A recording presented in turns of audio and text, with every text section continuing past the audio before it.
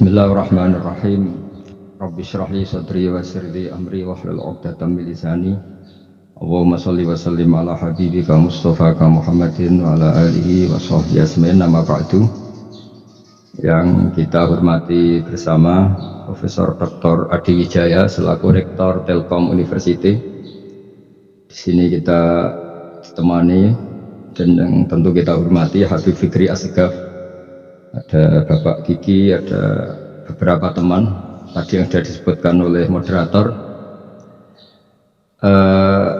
Langsung saja sesuai tema bahwa kita akan menjadikan tauhid sebagai sumber inspirasi bangsa atau sumber kekokohan bangsa atau sumber ketahanan NKRI. Perlu dicatat bahwa di antara yang sering disabdakan oleh Rasulullah SAW adalah inna minal bayani la sikhron. Jadi penjelasan atau orasi atau argumentasi atau apa sajalah itu adalah bagian dari sihir. Sihir di sini maknanya itu sesuatu yang kayak hipnotis, tapi di sini dalam konteks positif. Dulu ketika periode Rasulullah Muhammad SAW itu pertarungan hak dan batil itu diolah pikir. Olah pikir yang diterjemahkan oleh artikulatif atau sistem verbal. Memang ini agak aneh. Jadi kalau mukjizatnya Nabi Musa itu fisik. Fisik itu misalnya melawan Fir'aun dengan kekuatan tongkat yang super dahsyat, sehingga Laut Merah dipukul sama tongkatnya Fir'aun, kemudian tongkatnya Nabi Musa, kemudian bisa membelah jadi jalan, Fir'aun tenggelam. Begitu juga nabi-nabi yang lain ada kekuatan fisik yang bisa dilihat sebagai mukjizat. Tapi ketika Nabi Muhammad SAW jadi nabi, itu pertarungannya itu ke sistem rasional. Dan yang nggak rasional itu dijelaskan dengan satu penjelasan yang seakan-akan rasional. Ini yang agak jelimet. Sehingga ada wala talbisul haqqo bil batil. Jangan menyampur adukkan hak dengan batil. Saya beri beberapa contoh kejadian. Suatu saat itu ada orang kafir datang ke Rasulullah SAW. Kemudian bertanya, ya Muhammad, jika kambing itu mati betul yang tidak disembelih, bangkel, itu yang mematikan siapa? Karena Nabi itu orangnya ummi itu lugu, ya yang mematikan Allah. Terus jawabannya si orang kafir tadi, agama kamu itu aneh, yang dimatikan Allah langsung haram, tapi yang lewat tangan-tangan manusia yang berlumuran dosa halal kan? Sehingga terus jadi logika yang kok iya ya gitu. Harusnya yang dimatikan Allah langsung kan orisinil gitu. Sehingga orang terus terbelalak, seakan-akan ini hebat ya. Dan resikonya Nabi Habib Fikri, resikonya itu nggak boleh fahisan mutafahisan. Corong Jawa Nabi ora oleh cangkem elek, itu resiko. Andai kan Nabi boleh cangkem elek enak, nak halal ya pangan kon.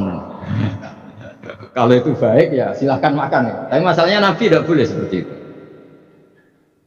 Andai kan tidak Nabi kan gampang, ya sudah kalau halal ya silahkan makan. Masalahnya Nabi tidak boleh apa? Nggak boleh berbicara kasar, nggak boleh berbicara buruk.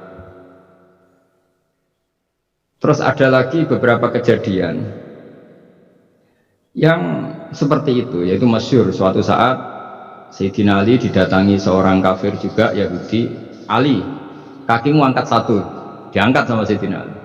Angkat dua-duanya, ya tidak bisa. Gitu kok temanmu, maksudnya Nabi Muhammad mengklaim bisa naik langit, gitu aja kamu tidak bisa. Jadi selalu pakai olah kata. Yang ketiga misalnya Muhammad, kita ini punya urusan banyak, punya problem banyak, dan Tuhan itu dianggap penyelesai problem, halul muskilat, yang bisa menyelesaikan problem. Pertanyaannya, kalau problem kita banyak, Tuhannya satu tidak cukup Muhammad. Kalau problemnya banyak, ya Tuhannya harus banyak. Sehingga ketika Nabi membawa tauhid, protes mereka, komplain mereka, aja'alal alihata ilahau wahida inna hadza la syai'un ujab. Masa Tuhan satu, wong problemnya banyak, urusannya banyak. Kalau urusannya banyak itu hanya harus banyak. Nah, karena olah pikiran seperti ini, sebetulnya bukan olah pikiran ini, hakikatnya olah kata, karena ini tidak mewakili hakikat. Ya saya ulang lagi, sebetulnya ini bukan olah pikiran atau olah akal atau olah kecerdasan, tapi olah kata, karena semua yang diomongkan ini tidak mewakili apa? Hakikat. Tapi faktanya itu terjadi. Sehingga mukjizatnya Rasulullah SAW itu tidak boleh berupa fisik kayak tongkatnya Nabi Musa atau tabutnya Nabi Harun atau apalah yang sifatnya fisik. Karena ini tidak menjawab kecerdasan-kecerdasan yang terimplementasi oleh kata-kata yang dikatakan orang-orang kafir tadi, yang bisa memojokkan orang-orang kafir. Akhirnya Nabi diwarisi kecerdasan, dikasih kecerdasan oleh Allah Ta'ala, yaitu yang dikatakan fatona. Dan mereka memang suka, mempermalukan Nabi itu suka. Misalnya Nabi, karena sebagai Nabi beliau tahu betul bahwa semua itu biadillah, di tangan Allah. Itu Nabi pernah ngendikan la adwa wala tiarota, tidak ada penyakit menular. Lalu ada orang Yahudi atau orang siapa saja, orang bodoh yang jelas, ada onta yang kena penyakit gudik, kalau orang Jawa bilang gudik apa, kalau orang itu apa, kudis ini. Yang kena kudis ini dijejerkan sama yang waras, ternyata yang waras sekarang jadi kudisan. Senang mereka karena bisa mempermalukan Nabi. Ya Muhammad, ini unta kena kudis, ternyata yang waras tertular oleh yang kena kudis, padahal kata kamu tidak ada penyakit apa menular. Itu problem-problem jadi Nabi di era Rasulullah SAW. Sehingga Quran datang dengan kecerdasan yang untuk menjawab itu. Makanya Nabi tidak pakai mukjizat fisik, tapi mukjizat logika. Akhirnya Nabi diajarin Allah lewat Jibril, yang dikira mereka yakin kalau menang dalam debat. Tapi Nabi balik bertanya, faman a'dal awwala. Jadi terjemahnya, kalau ini kena kudis karena tertular yang ini, lalu ini tertular siapa? Yang pertama tadi. Wah, itu asli mat dari Allah ya, maksud saya itu. Jadi dia ingin contoh yang kedua yang tertular, dengan itu berarti ada penyakit apa?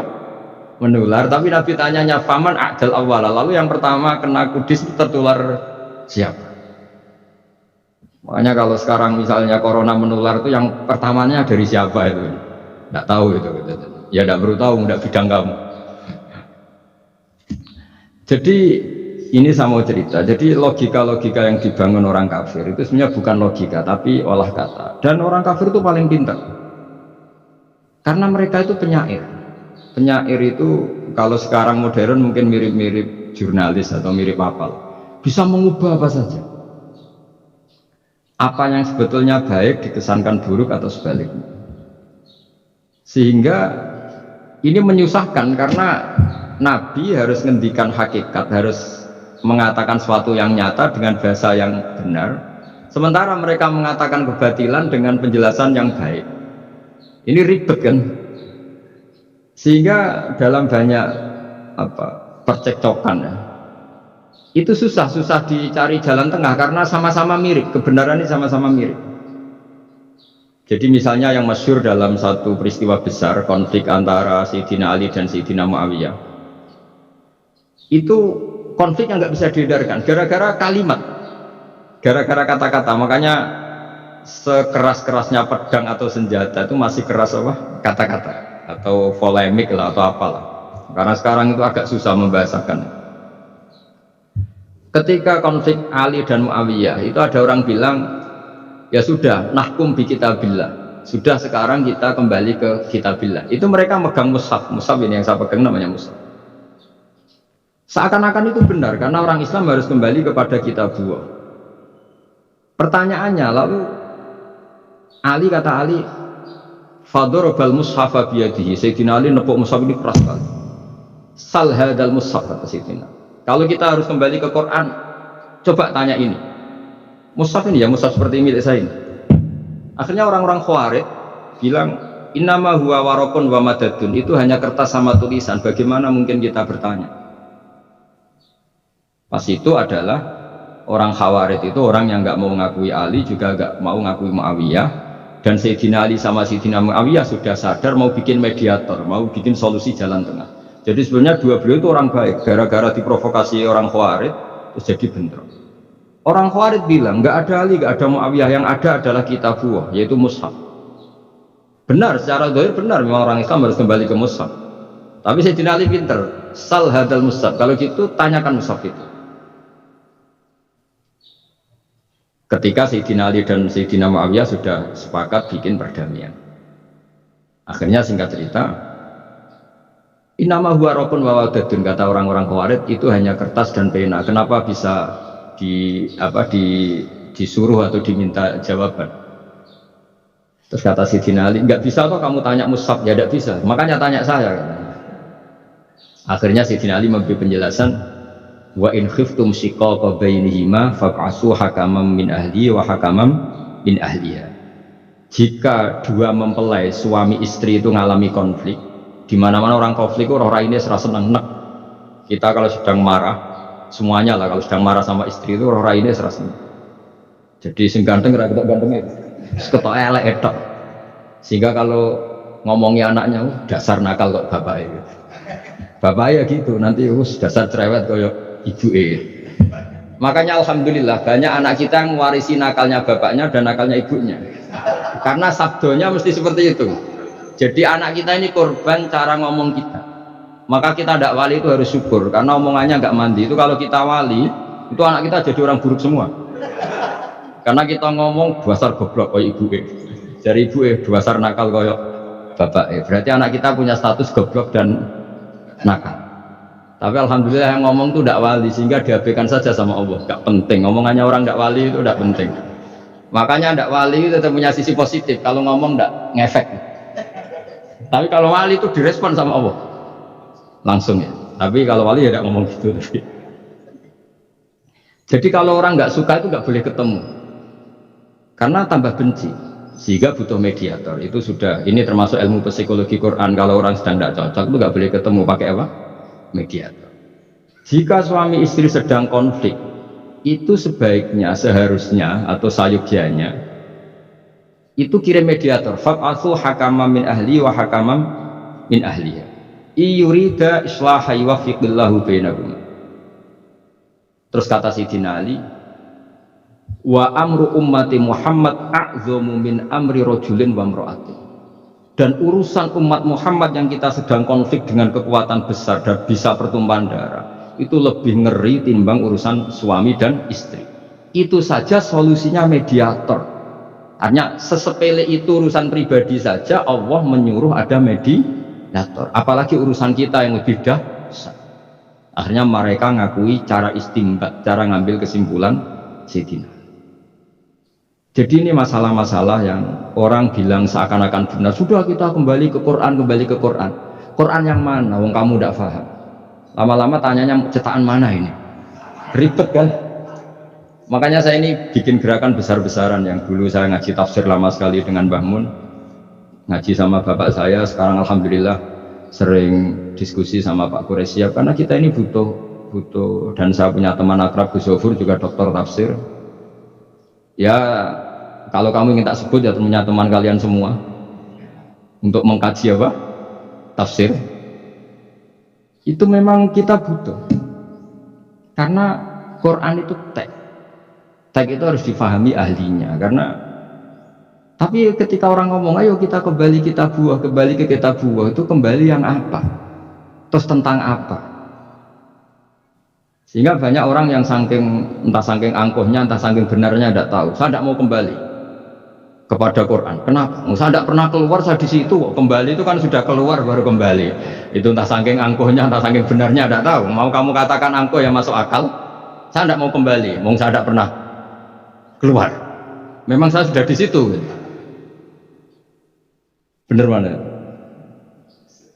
Bisa jadi ya sudah, ini itu wilayah yang nggak jelas. Tapi bahwa mukjizatnya Nabi itu menerangkan sesuatu yang kayak iya kayak enggak. Karena orang kafir itu pintar mengemas kebatilan sebagai kebenaran. Jadi enak zaman Nabi Musa ngadepi Fir'aun yang karuan salah. Nabi Muhammad itu enggak. ngadepi satu komunitas yang mereka punya jargon yang seakan-akan benar. Misalnya Ka'bah itu sakral, Baitullah. Orang kafir itu percaya keramatnya Ka'bah, percaya, sehingga mereka kalau bikin berhala itu harus dekat Ka'bah, bentuk barokah Ka'bah. Gak kurang ajar gimana? Maka berhala-berhala itu paling banyak di dekat Ka'bah, karena supaya apa? Dapat barokahnya Ka'bah. Ribet kan? Kamu kafirkan tuh percaya barokah Ka'bah, tidak dikafirkan itu kurang ajar. Ka'bah kok jadi ruwet, ribet lah yang ngadepi. Itu susah memang ngadepi logika ya. Makanya kan apa ya, kayak kita ngerawat anak, mau dilonggar nanti manja terus goblok, mau dikerasin nanti minggat, ribet kan? Jadi ngelola kebenaran itu tidak gampang. Lalu Nabi datang bil haqqil bayyin, dengan kebenaran yang nyata.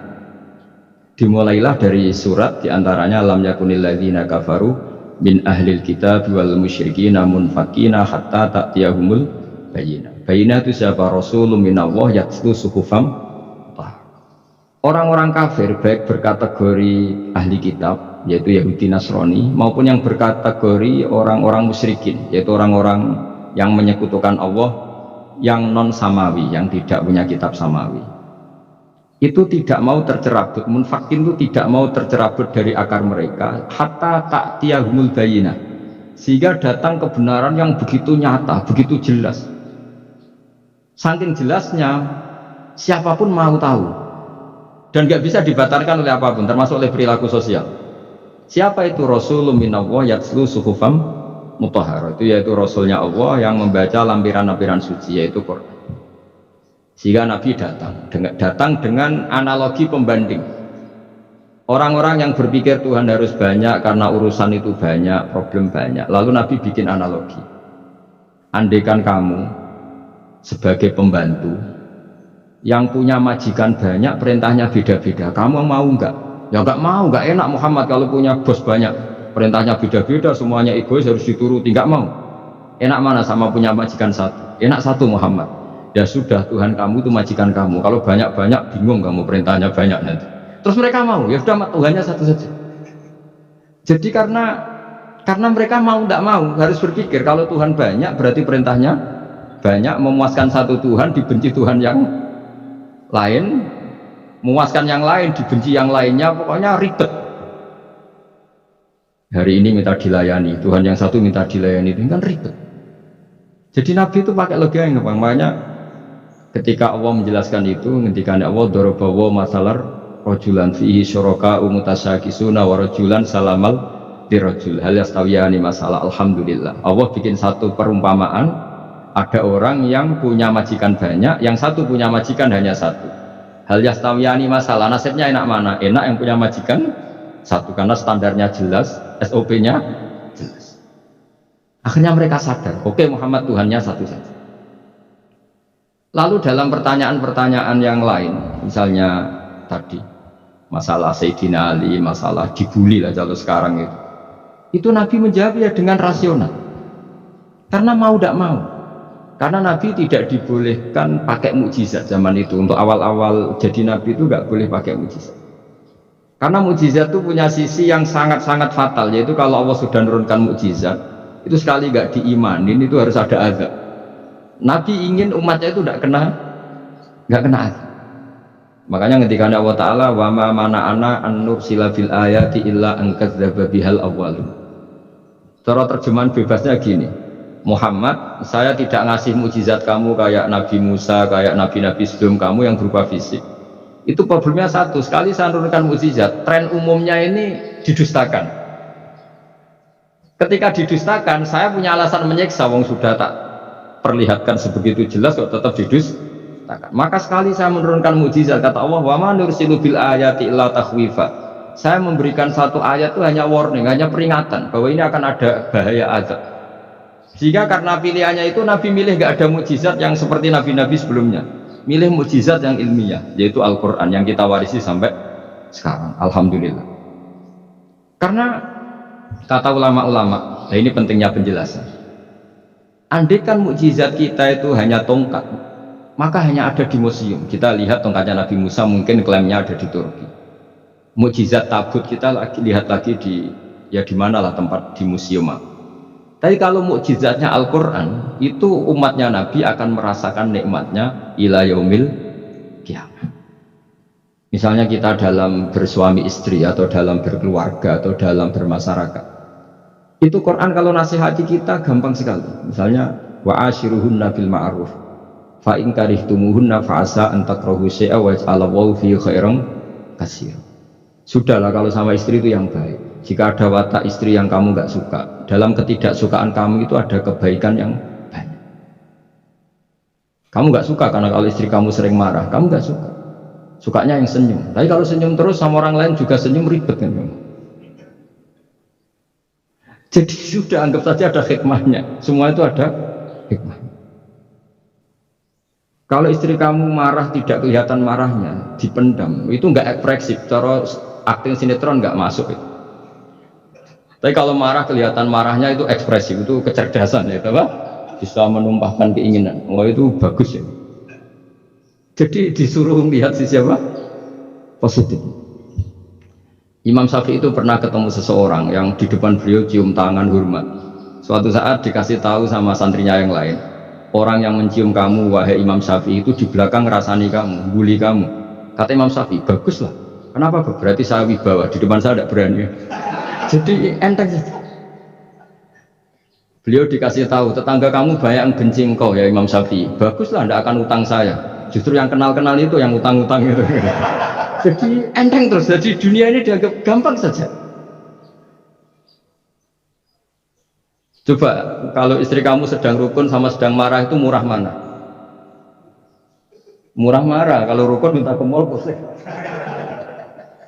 Jadi ulama dulu itu murah mana? Marah sama rukun. Kalau sedang harmonis, minta kemana? Mahal kan? Kalau pas marah? Jadi ulama dulu itu lucu, apa ya? Gampang sekali nanggapin sesuatu itu. Imam Abu Hanifah itu kalau ketemu yang utang beliau itu dia yang sembunyi karena malu. Kalau kita kan enggak yang sembunyi, yang utang. Kalau Abu Hanifah enggak. Yang sembunyi itu Abu Hanifah. Kasihan dia malu kalau ketemu saya, karena masih punya utang saya. Itu kalau kamu ingin jadi wali itu gitu. Kalau ketemu yang utang kamu yang lari. Itu bisa bank tutup karena yang lari yang utangin. Dalam cerita-cerita wali itu unik-unik. Robi Adawiyah itu pernah kemalingan, itu beliau sembunyi. Malingnya nyari apa, dia sembunyi. Habis itu ditanya, kenapa engkau sembunyi? Sama lu sama malingnya, karena rumah saya nggak ada yang bisa dimaling karena tidak punya kota. Jadi ini kalau berpikir rasional kan ada Habib Fikri bahasa rasional. Ini tak latih berpikir yang agak-agak rasional. Nah, Nabi itu diutus dalam kondisi masyarakat yang rasional, sehingga repot. Dan yang tidak rasional itu punya kecakapan olah kata sehingga seakan-akan rasional. Makanya ada kalimat terkenal di kalangan ulama, kalimatu haqqin urida bihal batil. Omongannya benar, tapi maksudnya tidak benar. Kayak tadi, la hukma illa lillah. Tidak ada hukum kecuali yang ada di Quran. Tidak ada hukum kecuali yang diturunkan Allah. Pertanyaannya, apa itu? Ya Quran. Lah iya apa? Karena kata Sidin Ali, ya sudah, sal hadal mushaf. Tanya mushaf kamu. Oh ya tidak bisa, itu kan hanya kertas sama tulisan. Makanya tanya ulama kata Sidin Ali. Nah Quran itu balwa ayatum bayinatun fi suduril ladina utul ilm. Quran itu begitu jelas sebagai solusi, tapi di hatinya orang yang punya ilmu. Sehingga kemudian lahir beberapa generasi tauhid. Yang paling masyhur dimulai tauhid itu yang masyhur ya, yaitu adalah ketika ada orang namanya Muhammad bin Jubair bin Mut'im. Itu bapaknya Muhammad ini namanya Jubair bin Mut'im. Itu dia orang kafir, masih kafir. Dia datang ke Madinah itu untuk negosiasi tawanan perang Badar. Dulu beberapa orang yang negosiasi sama Nabi itu ya nunggu di masjid. Singkat cerita, Nabi sholat maghrib baca surat Wattur wa kitabim mastur fi rokim mansur wal baitil ma'amur wasaqlu fil marfu wal bahril masyur. Terus dia dengerin sampai Allah tanya, am khuliqu min ghairi syai'in Kalau kamu tidak ngakui saya sebagai Tuhan, kata Allah, silahkan Anda berpikir bahwa alam raya ini dimulai dari ketiadaan. Atau kamu sendiri merasa sebagai pencipta alam raya ini, pencipta langit dan bumi. Itu namanya am khalaqus samawati wal ardh. Itu orang itu disebut dahiyatul Arab, orang paling cerdas di Arab. Itu dia bingung. Dia selamanya kafir. Cara berpikir menuhankan berhala, Lata, Uzza, pokoknya menuhankan makhluk lah. Terus dia mikir, Muhammad ini kacau ya. Akal saya dihabisin kata dia. Jadi cara berpikir dia pakai akal, dia tidak percaya mukjizatnya Quran, tapi dia bilang Muhammad ini kacau, akal saya dihabisin. Akhirnya Nabi setelah salam dia menyatakan Islam. Karena kata dia Muhammad, akal saya habis oleh apa yang kamu baca. Nah ini saya mau menerangkan tauhid sebagai inspirasi. Yaitu logikanya gini, langit bumi ini kan wujud itu punya eksistensi. Kalau langit bumi ini wujud, alam raya ini nyata, lalu kamu mengatakan sebelum alam raya ini ketiadaan, berarti ada satu kesimpulan ketiadaan menciptakan yang ada. Itu malah gendeng bareng. Logikanya kan nggak kena. Al adamu yakhluqu maujudan, sesuatu yang nggak ada menyebabkan atau menjadikan sesuatu yang ada. Akhirnya padahal pertanyaannya tadi gitu, ya sudah kalau kamu nggak percaya saya sebagai Tuhan, sebagai pencipta awal, sudah ada usah Tuhan-Tuhanan. Tapi ya mari goblok bareng dengan mengatakan bahwa alam yang ada ini diciptakan oleh sesuatu yang tidak ada. Dari Juber, saya tidak mau goblok Muhammad, sudah iman saja saya, karena saya tidak mau goblok. Jadi agama ini datang dengan keceriaan berpikir. Sehingga Ibnu Hajar al-Asqalani mengatakan hadatin ja'a bil iltizat al-aqli. Agama ini datang dengan kenyamanan berpikir. Coba kalau Anda seorang profesor atau seorang doktor atau seorang ilmuwan, kemudian Anda diajak goblok dengan teori baru bahwa sesuatu yang ada itu diciptakan oleh yang tidak ada. Mau enggak? Mau mengira sesuatu.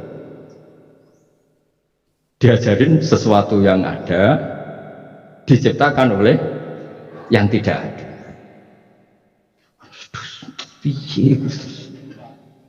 Gak keren aja.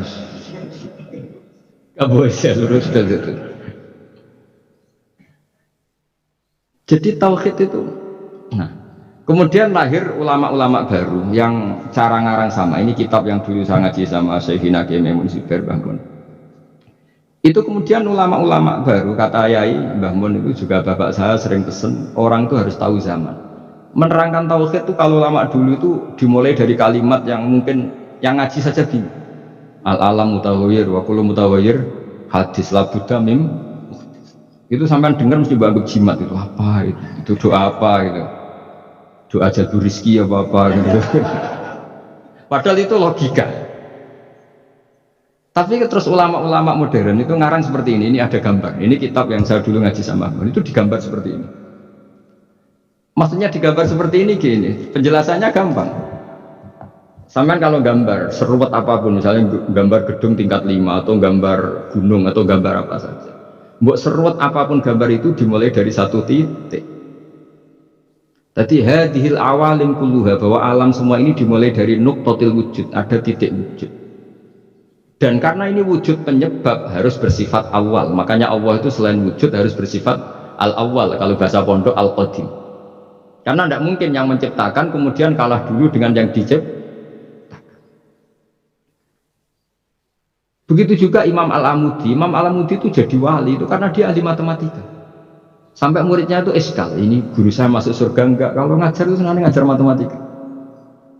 Beliau ahli usul fikih, ahli fikih, tapi senangnya ngajar matematika. Sampai muridnya sanksi, ini masuk surga enggak ya?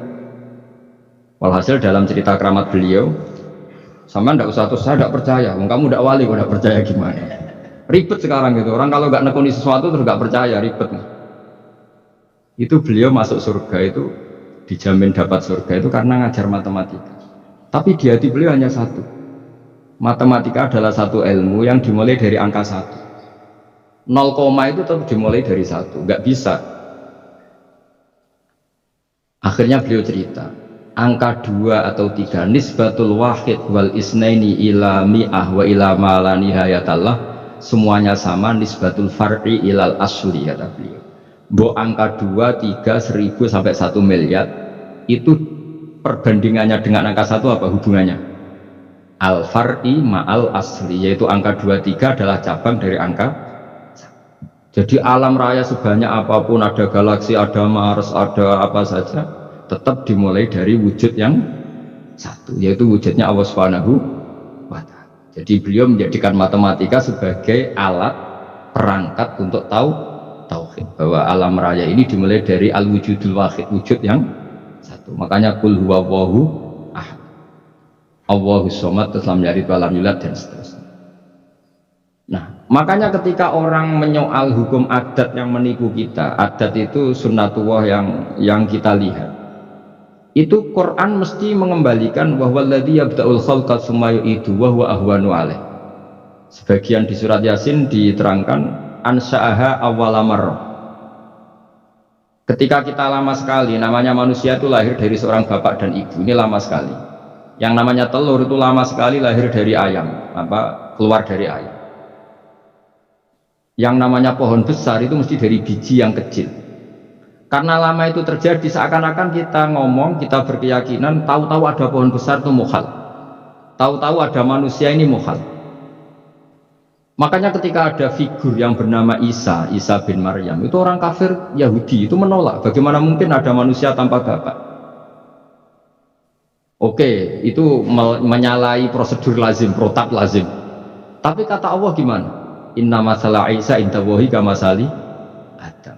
Kalau Isa mukhal karena tanpa bapak, harusnya Adam lebih mukhal karena tanpa bapak, tanpa ibu. Jadi artinya apa? Allah tetap mengingatkan bahwa kudroh saya yang pertama itu menjadikan semuanya mungkin tanpa perangkat adat. Maka kitab ini yang saya baca ini, milik Said Hussein Afandi ini, itu menjelaskan bahwa hukum adat itu menipu. Saya ulang lagi, hukum adat itu menipu. Ketika ayam mengeluarkan telur, telur kemudian menjadi ayam lagi. Terus kita berdebat, telur sama ayam dulu mana? Menurut Anda milih mana? Milih apa? Telur. Kalau ini, yang kubu sebelah ini, ayam apa telur?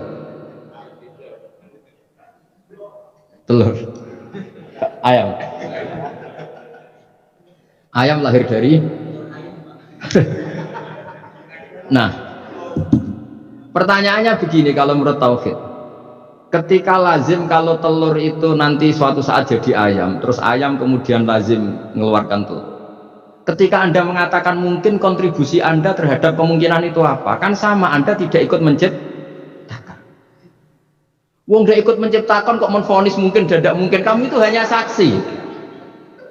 Makanya pertanyaannya Allah, loh, ketika itu kamu anggap mungkin, kontribusi Anda itu apa? Kan hanya melihat. Kamu sendiri tetap tidak mampu bikin telur, Anda juga tidak mampu bikin ayam. Artinya meskipun telur jadi ayam, ayam jadi telur sampai kiamat, tetap ada kontribusi kudrohnya Allah Subhanahu wa ta'ala. Bukan berarti berdiri sendiri. Wong kamu yang bilang mungkin, ya nyatanya enggak berkontribusi. Sehingga kalau suatu saat Allah bikin telur dari batu atau ayam keluar dari batu, bagi Allah itu enggak masalah. Tapi bagi kamu masalah. Bagaimana mungkin hewan keluar dari batu? Ini logikanya gimana? Loh, memangnya ketika telur dari ayam itu logika kamu gimana coba? Kamu ikut bikin enggak? Nah, ini di sini pentingnya mukjizat. Akhirnya Allah bikin mukjizat, ada satu onta besar keluar dari batu, yaitu mukjizat Nabi Kamu memasalahkan, ini gimana onta kok keluar dari batu? Lalu kalau Allah tanya kamu, gimana telur keluar dari ayam? Loh, ini biasa Gusti mungkin, memangnya kamu bisa? Berarti bagi orang yang tauhid, yang wali, keluarnya ayam dari telur sama onta dari batu itu nisbatnya sama. Sama-sama semuanya di luar kontribusi kita. Kenapa yang satu kamu katakan mungkin, yang satu kamu katakan tidak mungkin? Toh kamu sama-sama tidak terlibat. Itu cara berpikir tauhid. Artinya apa? Orang-orang wali atau orang-orang alim, meskipun lihat telur keluar dari ayam tiap hari, tetap subhanallah, subhanallah, Allahu Akbar. Karena ini keajaiban. Tapi kamu kan enggak taunya ajaib itu yang aneh-aneh itu. Makanya banyak cari kiai aneh yang gondrong, yang enggak pernah mandi, gara-gara kamu itu suka aneh itu, gara-gara. Dong ini ya. Dong itu tahu ya. Jadi buat sesering apapun alam raya ini ada siklusnya. Biji jadi pohon, pohon kemudian keluarkan buah, buah ada biji. Semuanya yang berkontribusi hanya kudrohnya Allah Ta'ala. Tidak mengikat Allah. Allah bisa bikin tanpa itu semua. Makanya Allah selalu memperbarui mukjizatnya. Termasuk ada onta besar keluar dari batu. Yaitu mukjizatnya Nabi SAW. Kamu gak boleh menyoal ini mukhal. Mukhal gimana? Karena itu gak mungkin. Ukuran gak mungkin apa? Kamu gak bisa bikin kan? Sama telur keluar dari ayam kamu bisa bikin. Sama-sama enggak. Nah di sini pentingnya ngaji ya. Makanya Allah ngendikan innallaha la yastahyi ayyadriba masalam ma ba'udatan fama fawqa. Allah itu tidak malu bikin contoh nyamuk. Karena nyamuk ini mukjizat yang besar. Sudah hewannya kecil, di situ ada ususnya. Ususnya ada uratnya. Coba kalau kamu bikin nyamuk. Kalau yang santri agak nakal itu ya ada alat kelaminnya, ada uratnya. Coba jenengan bayangkan nyamuk kecil kan? Itu ada uratnya enggak? Ada ususnya ada uratnya. Uratnya ada bakterinya. Pusing kan kamu? Jadi sebetulnya ayat Allah yang dasar itu bukan dinosaurus tapi nyamuk. Bikin uratnya dinosaurus masih gampang, hewannya besar paling uratnya segini. Itu pesan di Juwana bisa lah. Tapi kalau pesen organnya apa? Nyamuk. Perutnya seberapa? Sudah gitu dia di dalamnya ada calon anaknya. Lebih kecil, banyak lagi jumlahnya. Coba. Nah ini agama ini datang dengan akal. Jadi kelihatan ada mukjizatnya Quran karena menyontohkan nyamuk. Dan kelihatan mukjizat kalau dijelaskan pakai logika. Yaitu kayak apa susahnya bikin nyamuk. Sudah kecil, ada organnya, organnya ada uratnya, uratnya ada kumannya, kumannya ada uratnya. Pusing gak? Makanya tidak ada kampus yang siap memaklumatkan diri sanggup bikin nyamuk. Karena ya nggak sanggup tadi.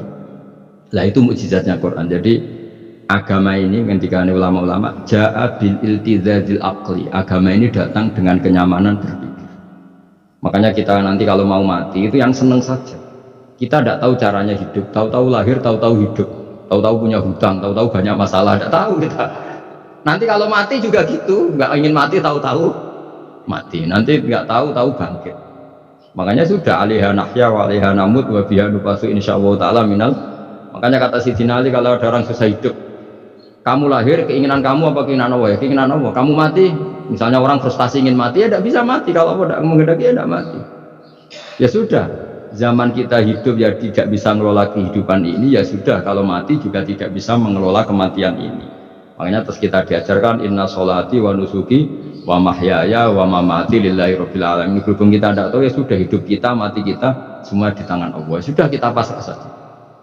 Nah jamnya mati aja, serasa pamit sudah mati aja, sudah gak ribet. Makanya wali-wali itu ya biasa melihat kematian itu, bukan karena yakin masih masuk surga ya enggak. Kata wali-wali itu di dunia itu hanya Allah yang ngurusi kita ya Allah, nanti di akhirat ya sama. Itu tauhid ya. Jadi saya ulang lagi ya, jangan terjebak hukum adat. Karena dalam hukum adat itu sebenarnya Anda tidak aktor tapi hanya saksi. Yang namanya telur keluar dari ayam, ayam mengeluarkan telur. Tapi sebetulnya ini tidak mengikat. Allah bisa saja bikin hewan dari yang lain. Kayak tadi mengeluarkan untanya Nabi Soleh dari batu yang apa? Besar. Ya wah itu mukhal, bagaimana mungkin? Nah memangnya ayam jadi telur, telur jadi ayam, Anda ikut berkontribusi kan enggak? Andai kan Anda menyaksikan kudrohnya Allah Ta'ala di semua kejadian, yaitu Allah bisa bikin nyamuk, nyamuk ada organnya, organnya ada uratnya. Dengan reputasi seperti ini maka kita akan mensifati Allah innahu ala kulli syai'in qadir, bahwa Allah bisa melakukan apa saja. Wa huwa ala kulli syai'in qadir, diulang-ulang. Sama Indonesia yang sekarang seperti ini, yang kata orang ada yang bilang terbelakang, ada yang bilang tertinggal dari Eropa. Mungkin dalam kudrat Allah untuk bikin Indonesia lebih makmur dari sekarang, bisa mengalahkan negara-negara yang lain. Jadi kalau kamu ingin, tapi Indonesia banyak masalah gini-gini, bagi Allah mudah saja menyelesaikan masalah. Tetap inna dzalika 'ala Allahi yasir. Kita harus optimis bahwa semuanya bagi Allah mudah. Tapi cara berpikir ya tadi, dengan reputasi Allah bisa bikin nyamuk. Nah nyamuk sulitnya di mana ya tadi, sudah kecil, punya organ, organnya punya urat, uratnya punya bakteri, bakterinya punya organnya bakteri, mungkin ada bakteri lagi, pusing kan? Ya jangan, nggak usah dipikir kalau pusing. Ya jadi terus yang terakhir, saya mohon kalau baca Quran sebisa kita ada yang diangen-angen. Jadi Allah kalau mendorong kita mengakui eksistensinya Allah, Allah sering ngendikan yang mudah-mudah. Misalnya saya ini yang menciptakan kamu, saya yang menciptakan kamu. Falau la tusaddiqun, sudahlah, saya ini nahnu khalaqnakum, saya ini pencipta kalian, bu ya, hubungan kamu itu dengan saya, urusan kamu terdekat itu dengan saya, kata Allah, bukan dengan yang lain, karena saya menciptakan kamu, kata Allah. Tapi kita ini aneh, jadi manusia itu aneh, dengan zat yang menciptakan kita tidak punya urusan, dengan yang tidak terkait dengan kita punya urusan, itu kan aneh.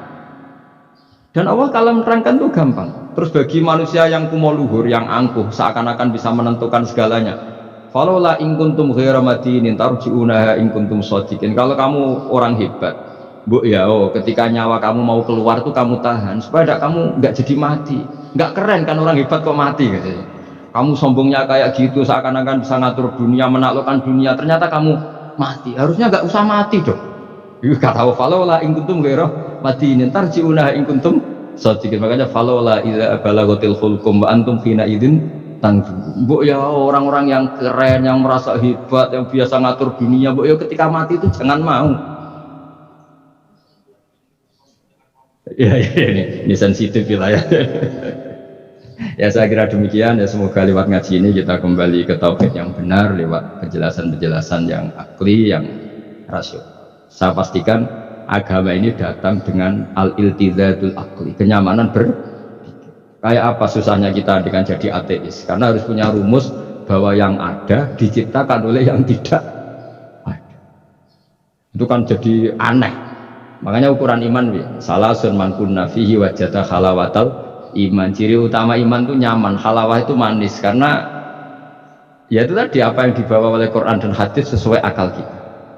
Maka masyhur di kalangan para ulama ada pepatah, laulam yakun maja'a bihi Muhammadun dinan lakana fi aqlin nasi hasan. Kalau saja Muhammad tidak maklumatkan kalau ini agama, akal pun akan setuju bahwa yang dibawa itu hal yang luar biasa. Karena agama ini tidak lam yusodim al-aql, agama ini tidak akan menentang akal. Liqaumi yaqilun liqaumi yatafak. Kalau ada orang bilang akal saya itu menolak paham agama, itu akalnya yang perlu dicek. Ada masalah itu. Ya, saya kira demikian. Assalamualaikum warahmatullahi wabarakatuh.